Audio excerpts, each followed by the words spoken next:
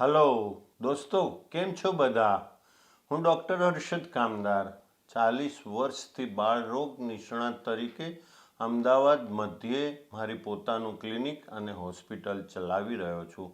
આ ઉપરાંત મેં બાળરોગો ઉપર અનેક લેખો અગ્રણી દૈનિકોમાં લખેલા છે અને બાળરોગ ઉપરના મારા અનેક પુસ્તકો અત્યારે લોકપ્રિય થયેલા છે.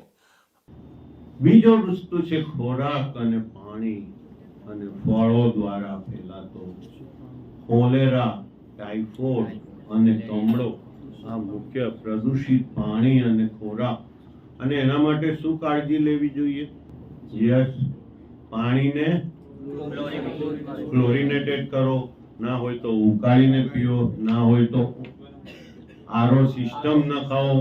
તમે સેનિટરી તરીકે તમારા ઘેર આજુબાજુ પાડોશીઓને સલાહ આપો કે આરો સિસ્ટમ ખાસ નખાવો. એમાં બધા બેક્ટેરિયા, બધા વાયરસ ફિલ્ટર થઈ જશે અને તમને રોગમુક્ત પાણી મળશે.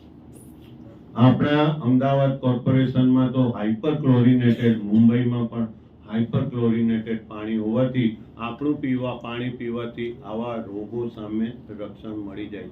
છતાં કેટલીક વખત તમે ક્યાંક છાપામાં વાંચ્યું હશે, હનુમાનવાડી પોળ, આખા બધા પોળના રહેવાસીઓને કમળો થઈ ગયો. આવું કેમ થાય છે ખબર પડી? યસ, પાણીની પાઇપલાઈનો પોળની 100 વર્ષ જૂની છે. 100 વર્ષ પાઇપ નીચેથી ઉપરથી જાજરૂની પાઇપ જાય ને નીચેથી પીવાના પાણીની આમ જતી હોય ને વચ્ચે કાટ લાગેલો હોય એટલે જાજરૂ વાળું પાણી સીધું પીવાના પાણી.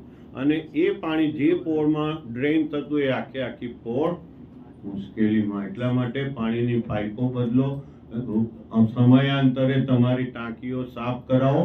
આ ઉપરાંત લારીમાં ઉનાળામાં ખાસ ધ્યાન રાખવાનું, લસ્સી ને પેલી બીજી કઈ આવે છે, શકંજી ને આવા બધા શરબતો ખુલ્લા બેઠેલા માખીઓ દ્વારા પણ આ બધા જ રોગ ફેલાય છે. માખીના પગની ઉપર ટાઇફોઇડ, કોલેરા અને બધા જ બેક્ટેરિયા, જંતુઓ રહેતા હોય છે.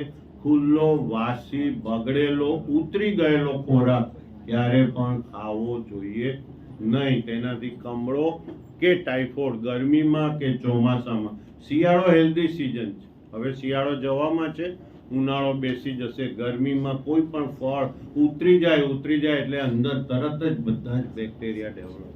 ફૂડ પોઈઝનિંગ થવાનું, બોટ્યુલિઝમ નામના બેક્ટેરિયા અંદર જમા થવા માંડે અને તમે એવું ફ્રૂટ ખાઓ એટલે ગયા કામથી ફૂડ પોઈઝનિંગ, ઝાડા ઉલટી થવાના ચાન્સ વધી જતા હોય છે. માટે ખાસ યાદ રાખો, તમારા બધા સગાઓને કહો, તમે સેનિટરી તરીકે આગળ વધતા હો ત્યારે જો રાઉન્ડમાં નીકળ્યા હો તો જોજો લારી વાળો ખુલ્લા ખોરાક વેચતા હોય, નાના છોકરા બિચારા. અને મેં જોયું છે બૈરાઓને પાણીપુરી બહુ જ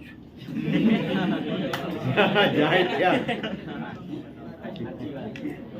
જ્યાં જાય ત્યાં 10 રૂપિયાની 5 ખાઈ લઈએ. કે એક જગ્યાએ હું મારું ઓબ્ઝર્વેશન કહી રહ્યો છું.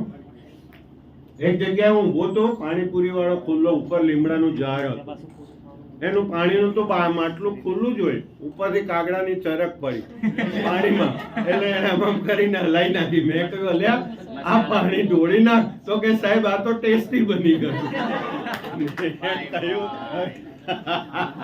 પણ આપણા નાના બાળકોની સેફટી માટે ખાસ તમારે ધ્યાન રાખવાનું છે. આવા લારી વાળાઓ ખુલ્લો ખોરાક ના વેચે, બંધ રાખે, હાઇજીનિક પાડે.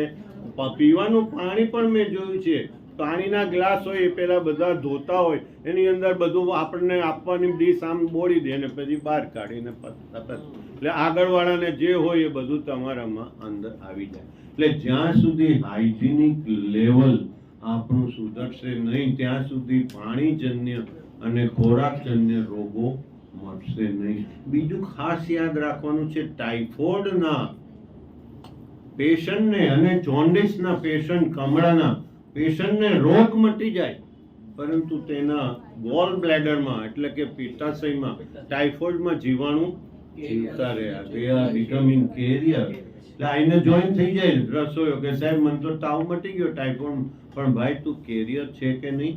અમારે એને એમ્પિસિલિન 4 અઠવાડિયા આપીએ ત્યારે ટાઇફોઇડનું સાલ્મોનેલા ટાઇફી નામના ઓર્ગેનિઝમ્સ. તમે બધા આ બધું ભણી રહ્યા છો, જાણી રહ્યા છો. આપણે રિવિઝન કરીએ છીએ મારા પોતાના અનુભવોના રૂપમાં.